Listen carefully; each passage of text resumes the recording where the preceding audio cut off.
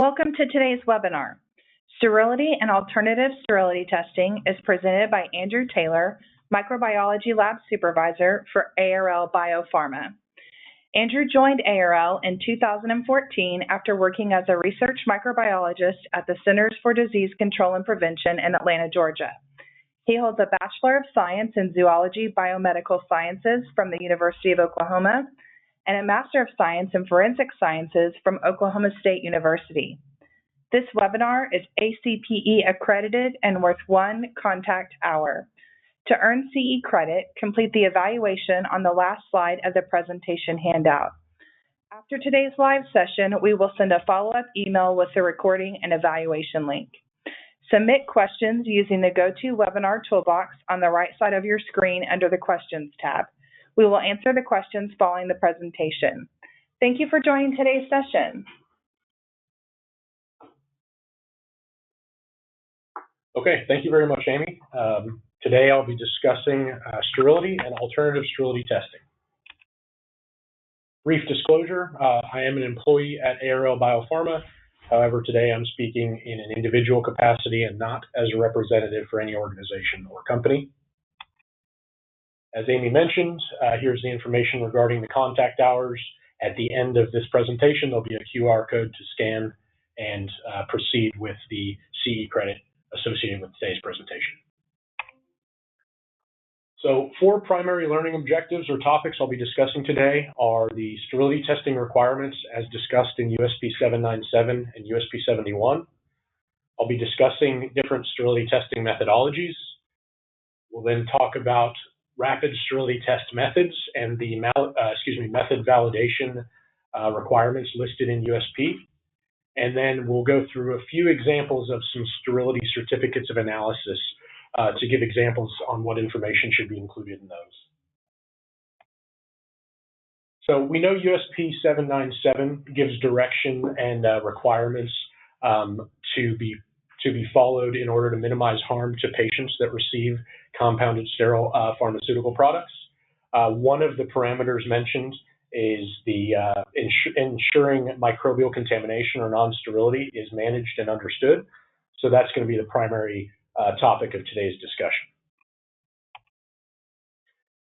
So if the audience takes one thing away from today's message, it's that it should be understood that a sterility test is only one component of an overall process control to ensure microbiological quality of a batch or a lot. Taken directly from USP, a passing sterility test result only indicates that no contaminating microorganism has been found in the sample examined under the conditions of the test.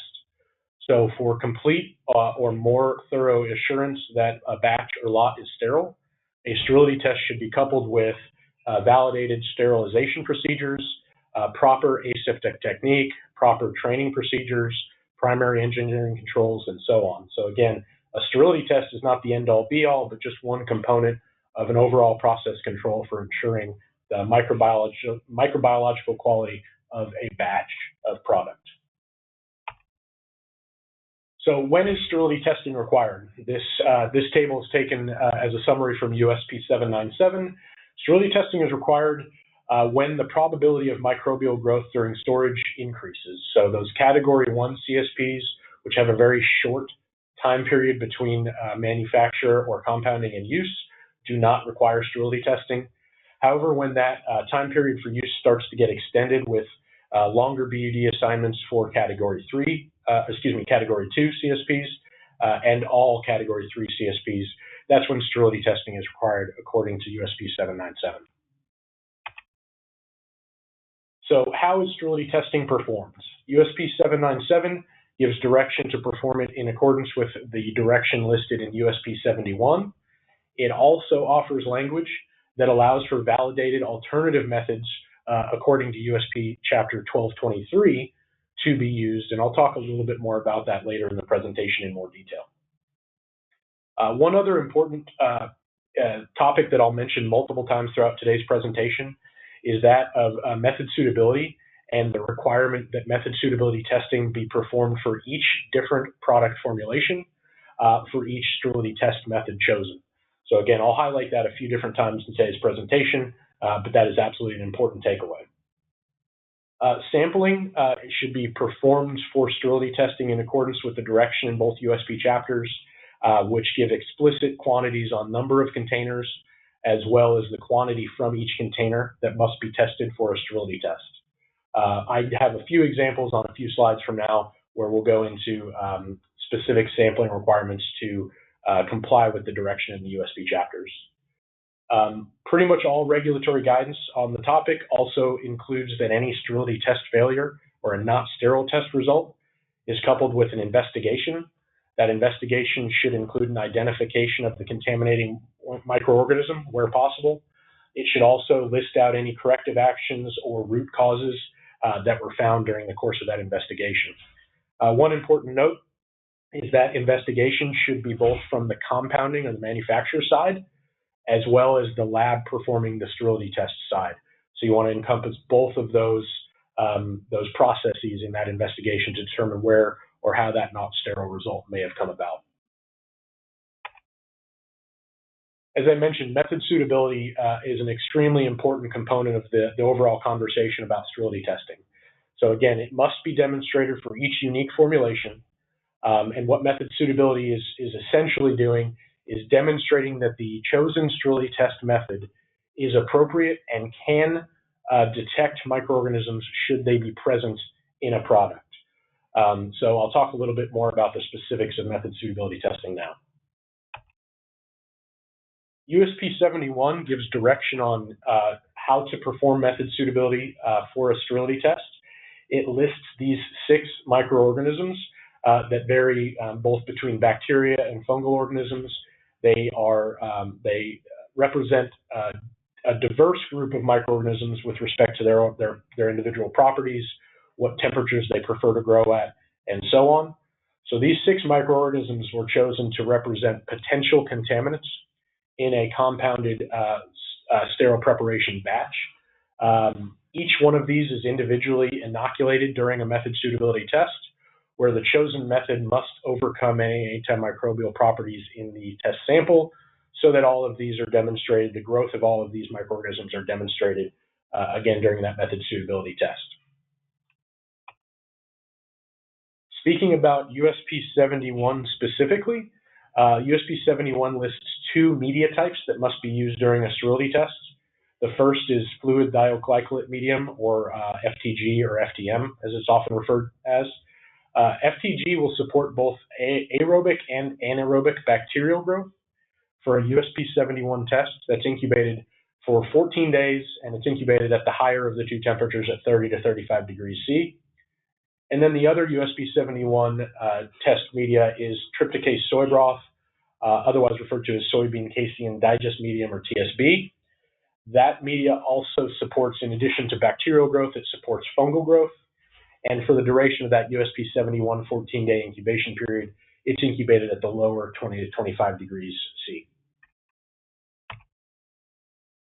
One important quality control component associated with a sterility test, and this is elucidated in USP 71 directly, and that is that growth promotion of all media batches or all media lots used in performing a sterility test must pass growth promotion prior to that test being performed. So whether that's purchased media and the vendor performs growth promotion, or whether your contract testing lab is making their own media, growth promotion must be performed for each lot of media prior to that sterility test occurring. Essentially what growth promotion is inoculation of the 6 compendial microorganisms listed there on this slide into each media type, and the media must be shown to be suitable to grow those 6 microorganisms again prior to any sterility test being considered valid using those lots of growth media. Moving into some different sterility test methods that can be employed in performing a sterility test. USP 71 lists the preferred method as membrane filtration for those products that are filterable. Briefly, in performing a membrane filtration sterility test, the sample is passed through a set of filters, and I'll give a more explicit example here on a slide or two. Based on the appropriate method suitability, The filters are then rinsed to ensure that any antimicrobial activity from that sample is rinsed through that filter and not incubated with the media. And then that growth media is then placed into contact with those filters, and incubation according to USP 71 is initiated. One positive associated with membrane filtration sterility testing is that it's easy to test large volume samples, and there is an inherent lower risk of contamination with membrane filtration testing compared to direct inoculation testing. One caveat with that lower risk of contamination, that's specifically related to membrane filtration using closed membrane filter canisters. There's a bit of an outdated methodology that uses open membrane filtration for sterility testing that does not carry the same low risk of contamination that closed membrane filtration does. Moving to the next test method that we'll talk about according to USP 71 is direct inoculation. For those non-filterable products, such as oils, suspensions, pellets, and so on, direct inoculation is more appropriate, obviously, than a membrane filtration sterility test. Briefly, the sample volume is directly inoculated into each growth media jar and then incubated according to the conditions in USP 71. USP 797, as I mentioned a few slides ago, does also allow for alternative test methods to be used in other than USP 71, as long as those are validated according to USP 1223. And again, importantly, method suitability has been established for each formulation that will be tested. Going into a little bit more detail about membrane filtration testing, I have a couple example pictures here on the left. The picture on the bottom is one of the closed membrane filter canister sets. You can see the two membrane filters at the bottom of each of those canisters attached to sterile tubing, attached to a sterile needle, which is injected into your rinse fluids, your sample, and your growth media. You can see the peristaltic pump, the picture on the top, basically is how all of those liquids are both passed through those filters, and the media is added to those filter canisters for ultimate incubation. The filters can come in a variety of different configurations depending on the sample type. The filters can be made out of different materials, again, depending on what sample type requirement is found during method suitability testing. And the different rinse fluids that one would use during a membrane filtration sterility test also can be decided during method suitability testing. USP 71 lists three rinse fluid types: fluid A, fluid D, and fluid K. A common question we get is, can membrane filtration sterility tests be performed on sterile pathways or sterile tubing? The answer is yes there. As long as the sterile pathways can be flushed with a sterile rinse, that rinse can then be filtered and a test can be carried out in that manner. There are, I mentioned on the last slide that membrane filtration testing is ideal for larger volume samples. There is, however, a limit to the amount of sample and rinse that can be passed through a single filter. So if you have a very large sterility test volume, it's possible that multiple filter canister sets might be needed for one sterility test.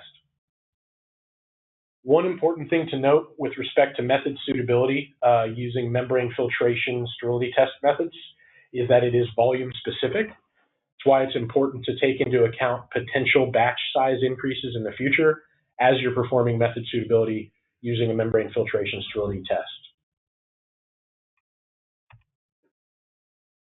The other main USP 71 sterility test method that I'll discuss, and that I briefly discussed on the previous slides, is that of direct inoculation. So again, that's where the sample is aseptically transferred directly into one of the growth media jars. Again, ideal for various non-filterable samples like gauze, dressings, medical devices, pellets, suspensions, and so on. Important for any type of medical device or article testing that the entire article is completely immersed in the growth media in order for you to be confident that that sterility test is carried out appropriately. Looking at moving to sterility test sampling according to the USP test chapters, this is Table 2 from USP 71, which describes the minimum quantity of each article that must be tested in each growth medium. So again, for USP 71, that's one of the two growth medium, TSB or FTG. Using the second row as an example, if you have an article that is between 1 and 40 mils in size, half of the containers, half of the contents of each of those containers would be tested in each of those two media types during the commissioning of that sterility test. This table is a combination of table 3 in USP 71, as well as the guidance in USP 797 for small batch sizes, where this table describes the number of articles per batch that should be submitted for a sterility test.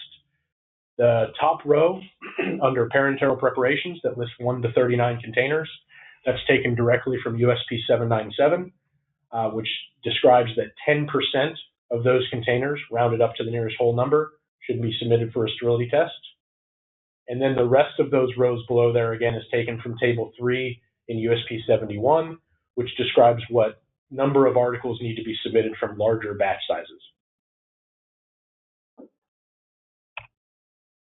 It's important to sample properly that both tables must be taken into account.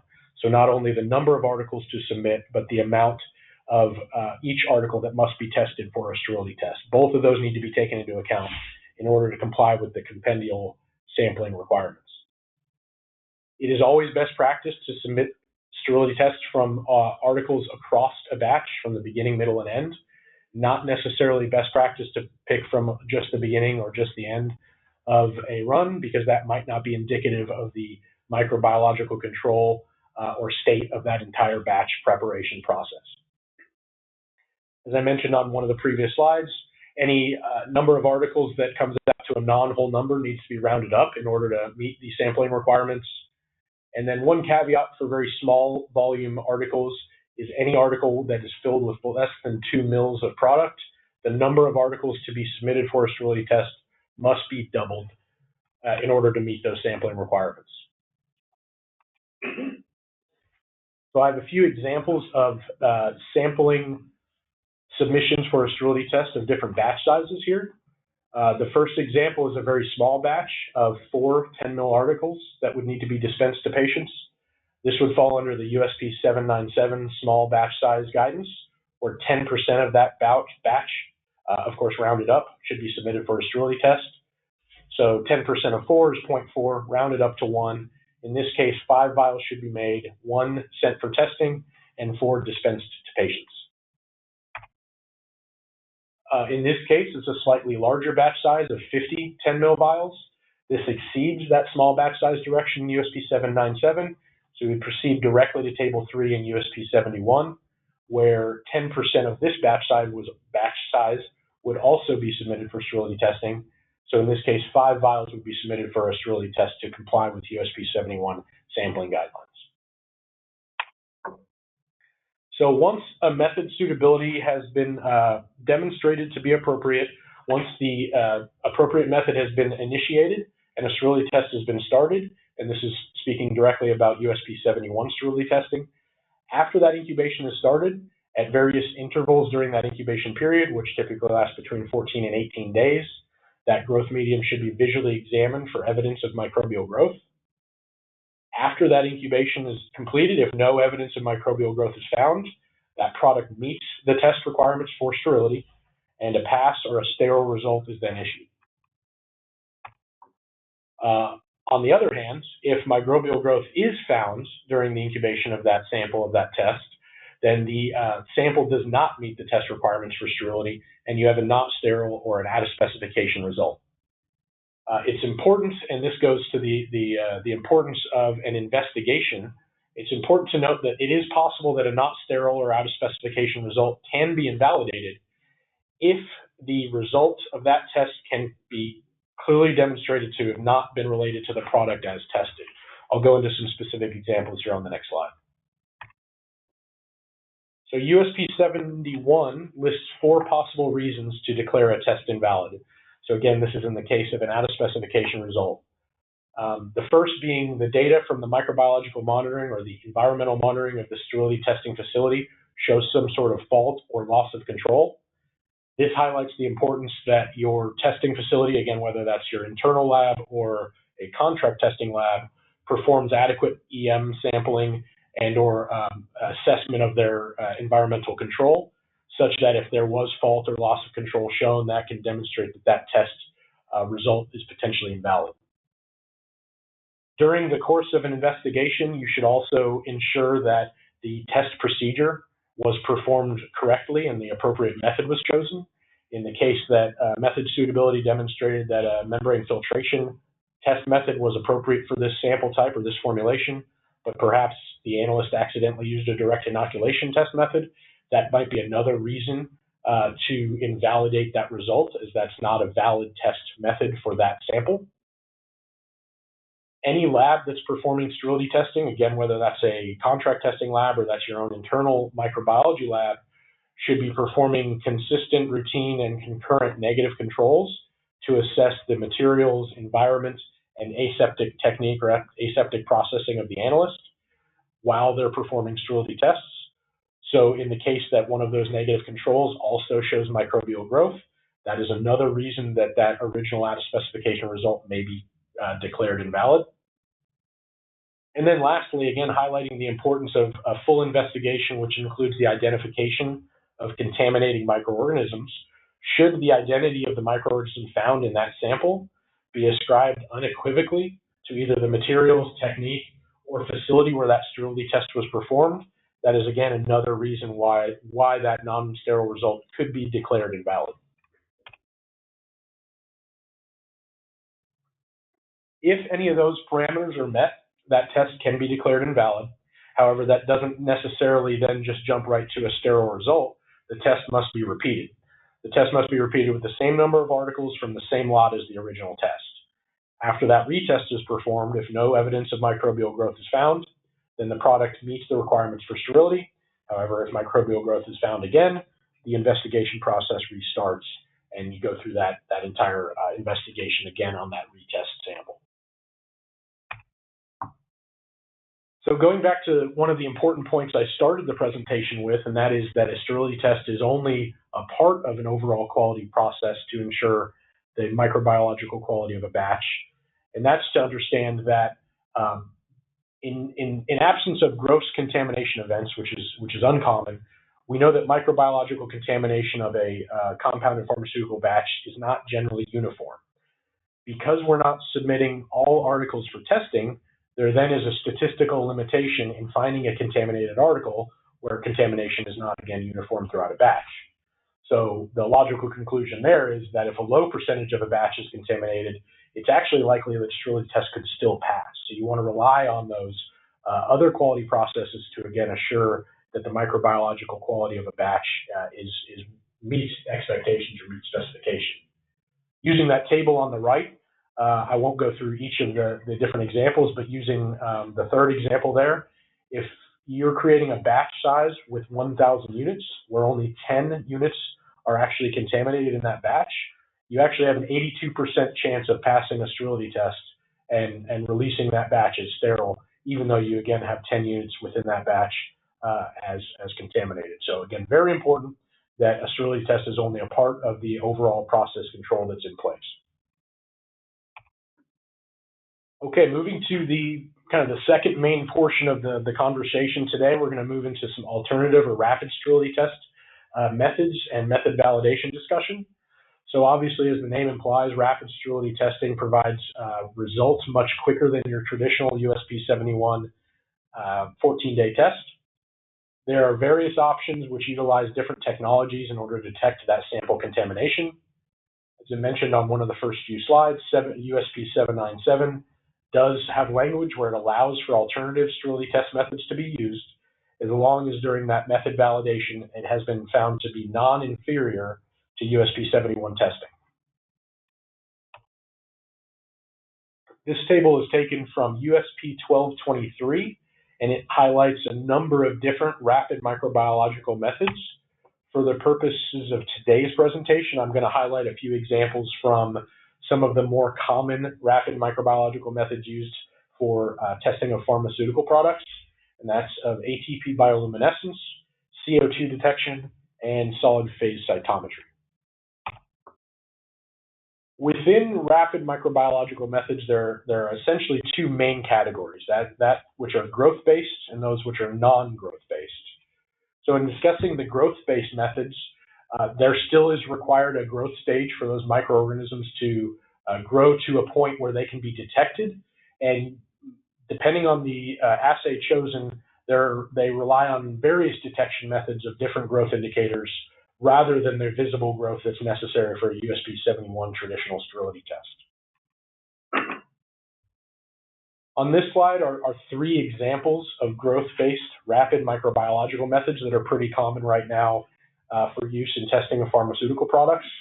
The first two are based on ATP bioluminescence. That's the Millipore Milliflex system and the Celsis system from Charles River Laboratories. And then the third row there is the Bactalert 3D system from bioMérieux, which is a colorimetric or a CO2 detection assay. So some of the strengths associated with all three of these technologies are that the results are generated by an instrument, so the results are generally considered objective and not subjective, like they are with visual observation of media. They are all growth-based, so they're basically built on the same premise of traditional sterility testing, which can be preferred by some microbiologists. All three are also non-destructive, meaning that the organism, if an organism is found, it can still be cultured and potentially identified, which is an important component of a thorough investigation.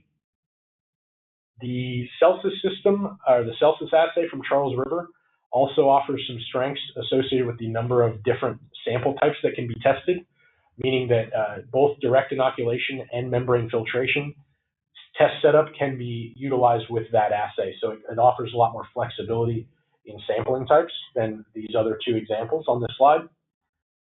And then some of the specific benefits associated with the Bactalert 3D CO2 detection assay is that it offers continual monitoring of the samples, and it notifies the user of a positive result immediately upon that color change or that CO2 detector detecting that metabolic step from those microorganisms if they're present. Because it relies on a lot less analyst handling time, there's then a higher throughput associated with that assay compared to some others that are available. So a few weaknesses associated with these three growth-based rapid microbiological methods. Because both of the ATP bioluminescence assays require that growth step, it does add time to result. So many of these assays can still take 5, 6, 7, 8 days in order to allow the appropriate amount of growth to have the assay detect that contamination present.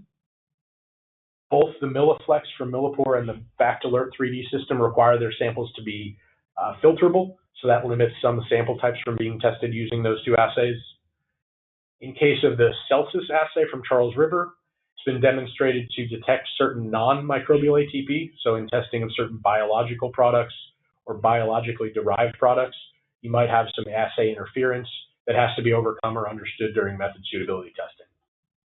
And as I alluded to on the last slide also, the Bactalert 3D system, because it relies on CO2 detection, it can actually be dependent on the metabolism of the specific microorganisms. So not all microorganisms produce CO2. So you are limiting the range of microorganisms that you can detect in using that assay. So moving over to the other category of rapid microbiological methods, and those of which are non-growth based. Typically, these utilize a sort of cell labeling technique and microscopy in order to detect and quantify microbial cells. The good thing with these techniques is they can detect a wide number of microorganisms in really only a few minutes or a few hours. So time to result is the biggest strength here with these methods. Depending on the specific assay chosen, if very low levels of contamination, like less than 10 CFU are present, a growth step may still be recommended by the manufacturer, again, depending on the specific assay chosen. So the example of a non-growth-based rapid microbiological methods that I'll discuss in this presentation is a very commonly known scan RDI system from bioMérieux. Its notable strengths are obviously that it does not require that growth step and it's extremely fast. It can be expected that a result can be generated in the same day. And it is reported to, or is advertised to be able to detect very low numbers of cells down to a single microbial cell. Some of the weaknesses associated with the scan RDI system are that the cell labeling step limits the viability of those microorganisms should they be present. So it's then possible that you may not be able to identify the contaminant, which limits the out-of-spec investigation that you would have to do following a not sterile result. The results are more subjective than some of the other assays I mentioned on the previous slides, in that particles that are non-microbial in nature can pick up the fluorochrome and may generate assay positive results that are not microbial in nature. So an analyst has to use their discretion and training to be able to determine if certain fluorescing particles are microbial in nature or not microbial in nature. So there is a bit more subjectivity that's introduced with this assay than some of the others we discussed.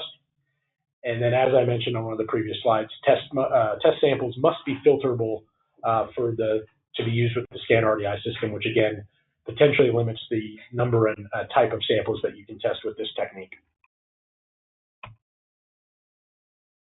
So I'll talk for a few slides about method validation of rapid sterility methods, and I want to be clear, this is not the same as method suitability. Method suitability testing is formulation specific using a sterility test method.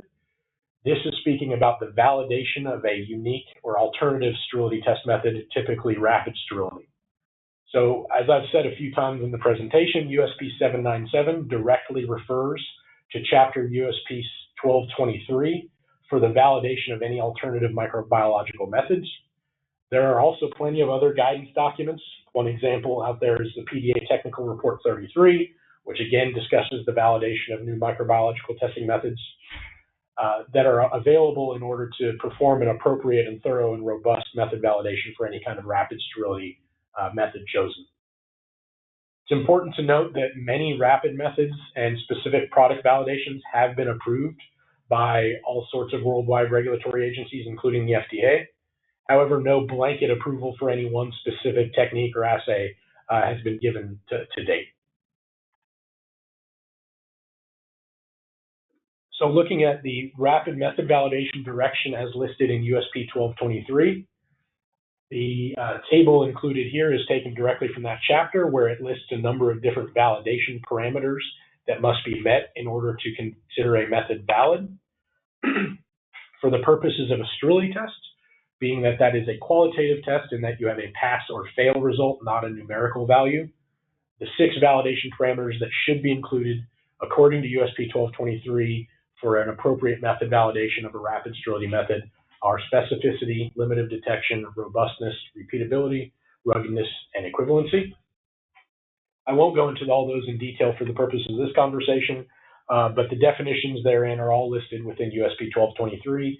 And if you're using a contract testing lab, they should have access to the testing that they performed in order to meet these criteria. Or again, if you're doing that testing in-house, these are criteria that you need to be confident that your method is met in order to proceed with this rapid sterility test method. I mentioned PDA Technical Report 33 is also additional guidance for method validation for a rapid sterility method. In that document, it mentions that stressed or injured microorganisms should be successfully detected using the chosen sterility test method. The reason being is those are considered to be much more representative of potential contaminants that might find their way into sterile preparations, where the expectation is that happy, healthy, proliferating microorganism cultures are not representative of those which may be found in a CSP that is tested for sterility. So there's a number of factors to consider when deciding what sterility test method or what sterility testing you're going to perform that need to be taken into account. Before we get into that, it's obviously ultimately the most important for patient safety that regardless of which sterility test method that's chosen, that a sterility test is completed and a sterile or passing result is generated prior to product use. Then beyond that, what sterility test ultimately is chosen is going to be a risk-based decision that each stakeholder must take into account a number of different factors in order to determine what's appropriate for their firm or their product catalog. So a few of those factors include time to result. So if you have a very short BUD or very short shelf life, some of those non-growth-based rapid methods might be more appropriate than a USP 71 traditional 14-day sterility test.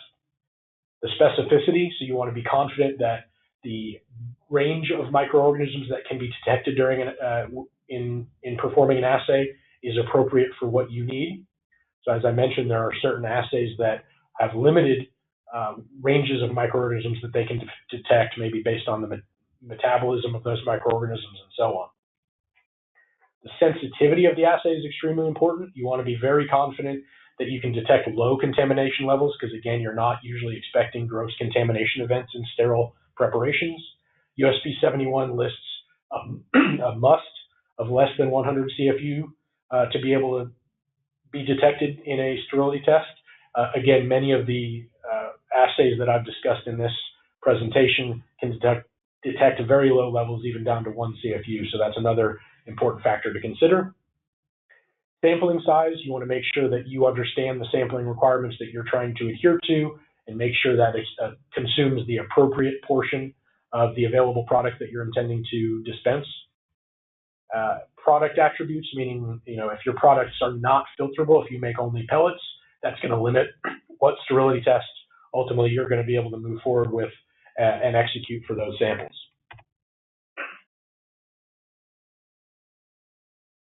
Some other important factors to consider as you're deciding how to move forward with sterility testing are you want to be confident in the aseptic material handling of the test performed. So as I mentioned, closed versus open systems, you want to make sure that either your lab or your contract testing lab is doing everything they can to reduce accidental contamination during that testing. You want to be able to trust the knowledge and experience of the supplier. That could be the vendor selling you the assay or equipment or reagents, or that could be a contract testing lab that's performing your sterility testing. You want to have faith that they're doing it correctly and as they're advertising they're doing it. Again, going back to range of product application, you might have multiple different sample types with multiple different BUVs. So that might mean multiple different sterility test methods are appropriate for your catalog. So being able to perform multiple different sterility test types or having your contract test lab be able to perform multiple different sterility test types might be an important factor in how you choose to proceed. As I've mentioned a number of times throughout this presentation, method suitability is going to always be required for each unique formulation for each sterility test method chosen. So if you have a formulation that you have previously performed method suitability on for USP 71 sterility testing, but you want to move that to a rapid sterility method, a new method suitability will need to be performed for that specific product formulation. A few additional factors to consider when moving forward with sterility testing is as I mentioned, that instrument-based rapid sterility methods do remove some of the subjectivity associated with other assays or traditional sterility testing, which requires analyst observation or manual reads of turbidity. So this is an actual example picture on the right, where the sample on the left is known to be sterile and the sample on the right is known to be contaminated. So in this case, those look very similar, and you're relying on the aptitude and the training of the microbiologist performing that read to identify that one of those is in fact contaminated with a microbial contaminant. So there are many of the assays that I mentioned in the presentation earlier that remove a lot of that subjectivity because the assay result is generated by an instrument, and usually they include a high degree of automation, which again helps potentially reduce contamination opportunity by the sterility testing lab, whether that's internal or a contract testing lab. Moving on to the last portion of the presentation here, I have a few examples of certificates of analysis for sterility tests.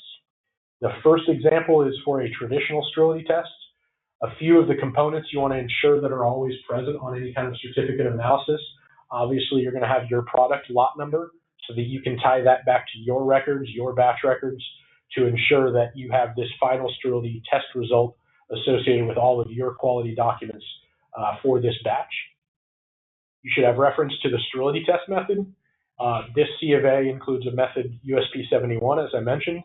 So implied within that reference or that citation to USP 71 comes all of the information and all of the direction from that chapter, which includes method suitability being formulation specific, which includes growth promotion of all media types being used, which includes the appropriate media types, incubation temperatures, and so on and so forth, that USP 71 gives direction for. So a 71 test method citation carries with it a lot more information than just those few words.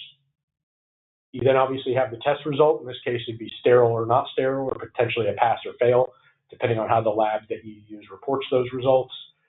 And then there should be, or often, some sort of note with regard to the sampling requirements being met, or perhaps some caveats associated with the sterility test that was performed for this lot. So different results that can be generated for a traditional or USP 71 sterility test are generally going to be sterile or not sterile, or again, perhaps pass or fail. Sterile just means that no microorganisms were found in the sample that was examined under the conditions of that test. Again, it does not purport to say that the entire batch is sterile, only that the samples that were examined under the conditions of the test met the conditions of sterility. One important note here with regard to BUD assignment, a sterile test result must be taken into account along with other chemical and physical stability indicating factors in order to appropriately assign that BUD. A sterile result by itself does not help you do that. In the case of a non-sterile result, you've obviously found microbial contamination present in the samples as tested. And as I've mentioned a few times, a full investigation by both the compounding facility as well as the testing facility should be performed, documented, and retained associated with that not sterile result. Here's an example of a rapid sterility certificate of analysis.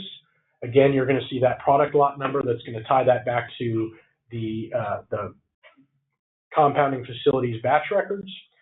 And then you'll see a test method. In this case, this is an ATP bioluminescence rapid sterility test. You can see the reference there after ATP bioluminescence to an internal SOP that the contract testing lab is using. That should be available for anybody to ask questions about or to review, so that ultimately you have confidence in the testing lab or the contract testing lab that you're using is performing the test in accordance with what your expectations are.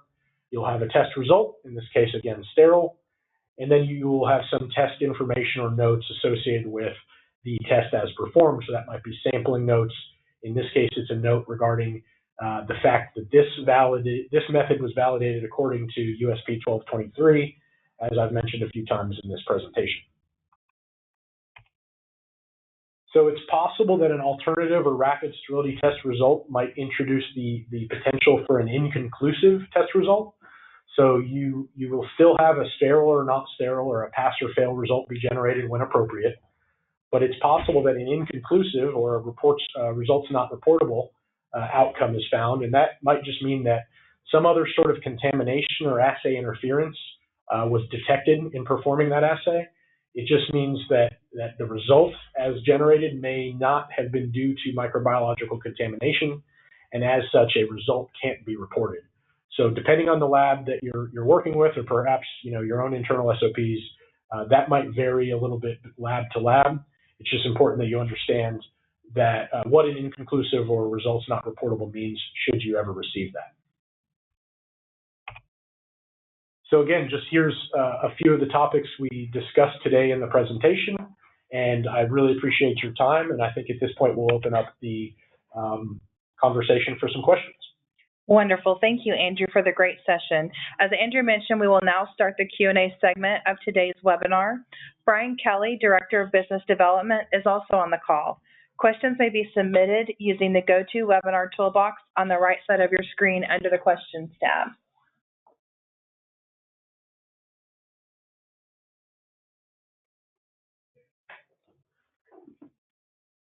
Okay, let's get started. All right, there's one at the top here. It says, if I make a product that I sell in 2 configurations, 5 and 10 mil syringes, do I need to perform method suitability on both batch sizes? No. In fact, you would only perform method suitability on the larger batch size. So in this case, assuming the number of articles is the same, in this case, you would perform method suitability on the 10 mil fill volume, and then that should cover you for that 5 mil fill volume. So you wouldn't necessarily need to perform 2. You would just need to perform it on the larger of the 2 potential sterility test volumes.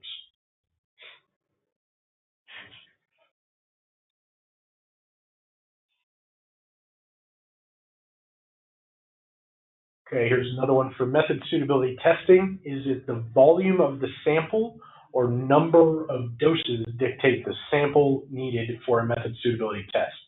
Example, batch size equals 10 times 5 ml vials drawn up into syringes containing 0.1 ml volume. So in this case, if the compounded sterile preparation is the 5 ml vial, you would treat that as the number of articles or the size of article that needs to be submitted for testing, and you would follow USP 71's table 2 and 3, or potentially if it's a small batch, you would follow USP 797 direction, submit the 5 ml vials for testing in the batch size of 10. So that's a small volume, yeah, small batch size following 797 direction there. 10% of that volume, one 5 ml article would need to be submitted.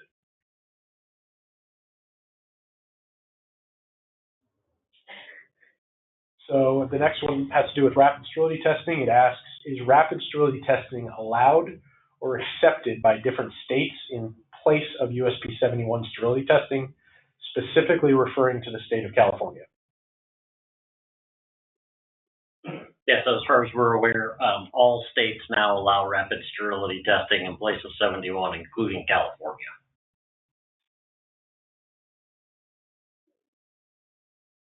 Okay.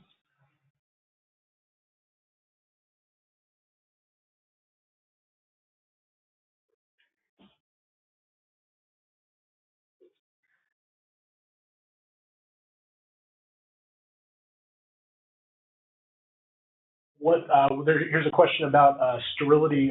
What sterility method would be most appropriate to test a lipid-containing parenteral nutrition formulation? Without seeing the formulation sheet, that's going to be a little bit difficult. But assuming it's filterable, you're going to have a lot of different options to proceed. And again, it's going to depend on a number of those factors I discussed later on in the presentation, where time to result, if that's going to be your most important factor, you're going to want to assess some different rapid sterility methods. I know that certain rapid sterility methods should work with that product, again, depending on the formulation sheet and the formulation specifics. But that really is going to maybe be a little bit more of an appropriate conversation between you and your contract testing lab. A couple of questions about Scan RDI. One, have we validated Scan RDI? That process is ongoing, along with some initial formulation method suitabilities. Next question was when does ARL plan on starting that? That's coming soon within the next couple of months after we complete the validation and these method suitabilities. Andrew, another question that came in is, are rapid sterility test methods more or less sensitive than 71? I'm guessing here by sensitive means likelihood of detecting microbial contamination. Sure. Yeah. No, I think there's going to be a difference in sensitivity between different methods. Again, depending on which ones you're talking about. As we mentioned, Scan RDI as an example does advertise as being able to detect down to 1 CFU.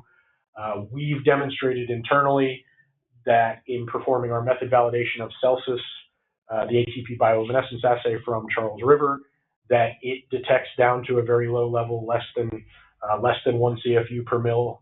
It adds in a consistent fashion, in fact, a non-inferior fashion to USP 71. So there is some expectation that sensitivity may differ between methods. Something to take into account is some of the potential assay interference. When you're talking about Celsus as an example, I mentioned one of the weaknesses being non-biological ATP, giving some cross-reactivity, so you might actually get more false positives associated with a biological product than you would maybe in a traditional sterility test. Scan RDI, as I said, introduces some subjectivity in that you might have particulates that fluoresce that an analyst cannot determine are non-microbial. So the conservative process there would be to consider that a non-sterile outcome. So it's not unreasonable to expect different, perhaps positive rates depending on the different method that you're using. Okay. So vials. Yep. My vials have 1 ml per vial. Do I need to double the quantity of vials sent for sterility testing? Yes. Yep. So anything less than 2 mils needs to be doubled to be in compliance with USP 71's table 2 and 3. Question about sample quantities needed for method suitability. Can you hit on that a little bit? How much volume, how much sample quantity is needed for method suit? So that's going to be method dependent and laboratory, potentially laboratory dependent. So if we're talking about a USP 71 direct inoculation method, the volume is going to be much less than a membrane filtration method. I won't really go into the details there. I don't think that's really the point of the conversation at this point. I'm happy to discuss it in more detail if anybody has any subsequent questions. But it's going to be method dependent, and ultimately you're going to have to get in touch with your contract testing lab to see what their requirements are, and they should be able to explain to you what those requirements are and how they got to them.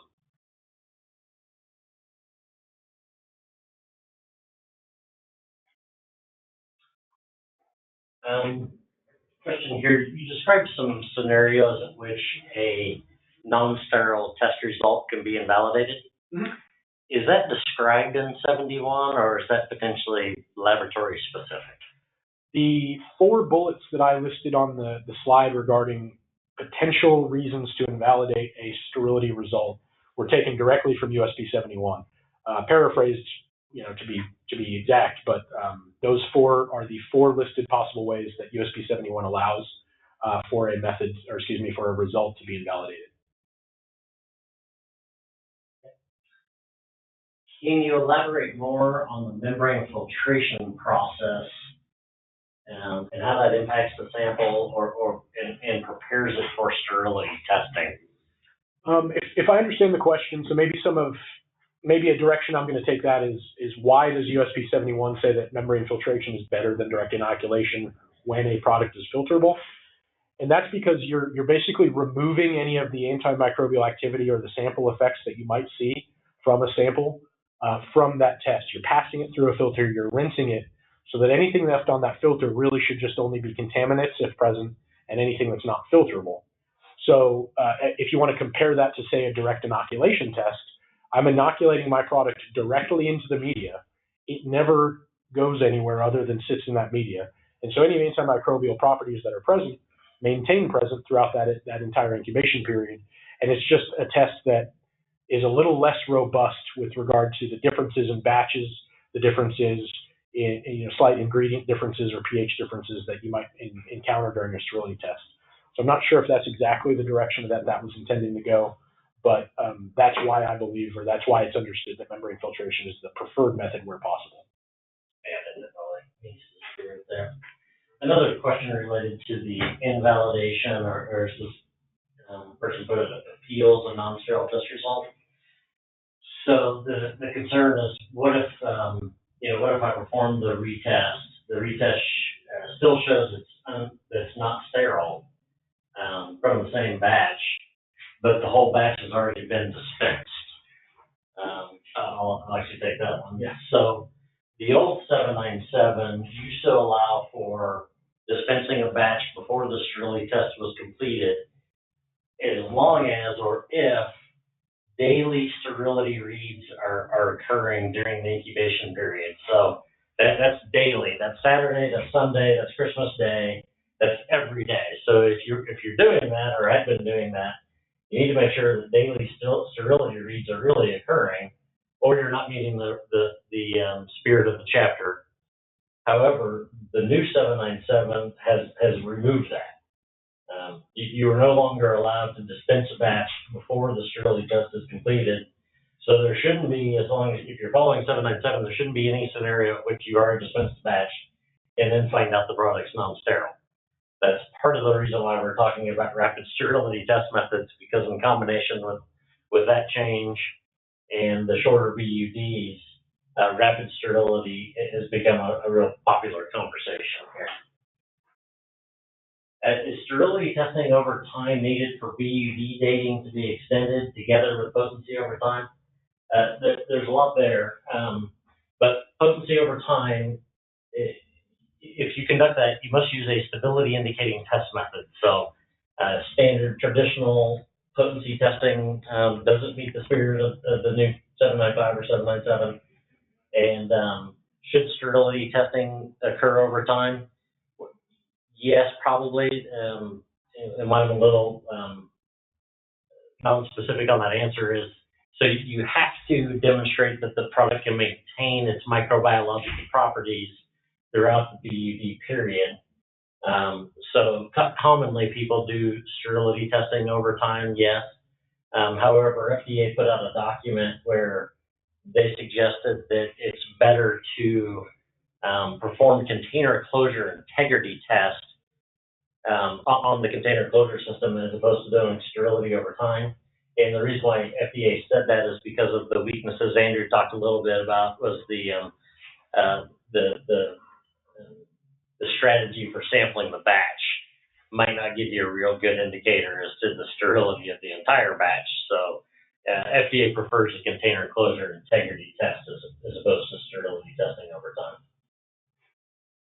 So I'll take one here, and then maybe that bottom one there in front, if you might want to take that. Here's one that says, what types of techniques can be used for method suitability if testing a preserved solution? So that's where some of those diluents and rinses come into play. So there are a number of preserved solutions or perhaps even antibiotic or antimicrobial products that will have to be tested, where heavy rinses or heavy dilutions are required in order to overcome those. So again, depending on the preservative system, your contract testing lab or your microbiologists that are performing that should typically have kind of some experience with different preservative systems, understand how to overcome those antimicrobial properties, and proceed with method suitability accordingly, and then obviously demonstrate that the growth of those compendial microorganisms is seen. On method suitability, do you allow for library verification, or does everyone need their own method suit? So for ARL policy on USP 71 method suitability, library verification is handled, or is an offering that we do, but that comes with a formulation assessment.